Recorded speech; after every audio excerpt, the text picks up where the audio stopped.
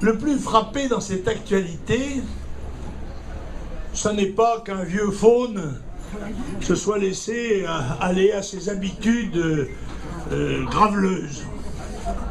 Tout le monde le connaissait. Tout le monde savait qu'il avait la main verticale. Et encore, quand ça se bornait à ça, c'était pas trop grave. Mais enfin, beaucoup de gens se sont tout de même plaints d'assiduité qui avait de moins en moins de charme au fur et à mesure que l'individu prenait de la bedaine. Bon, ce n'était pas Apollon, mais il paraît tout de même qu'il avait du charme. Pas assez quand même pour ne pas être obligé de forcer un peu la dose. Mais il est de cette caste qui pense qu'il suffit de montrer son engin pour que les dames tombent à genoux et se précipitent pour bénéficier de l'avantage.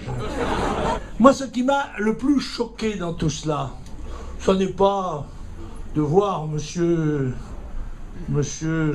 Strauss-Kahn avec les menottes dans le dos.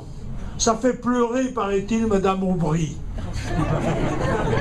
Moi, ça me fait moins pleurer que la bombe française qui a tué le fils de Kadhafi, sa femme et ses 3 petits-enfants.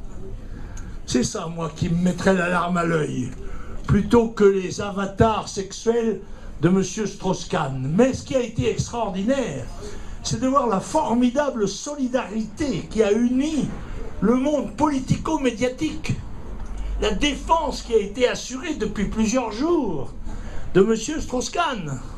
Comment on osait le soupçonner? Mais vous vous rendez compte, on l'a traité d'une manière abominable, au mépris de la présomption d'innocence.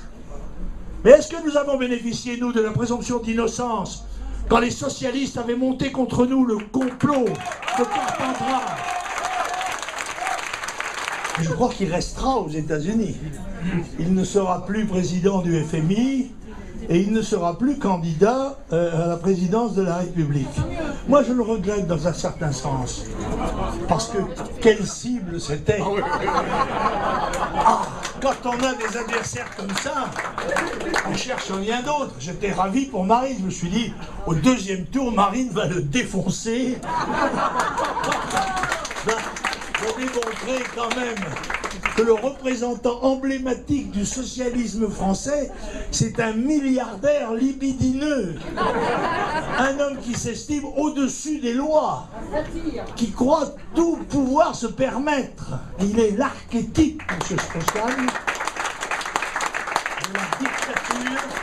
de la dictature de la finance internationale sur l'ensemble des économies mondiales. Et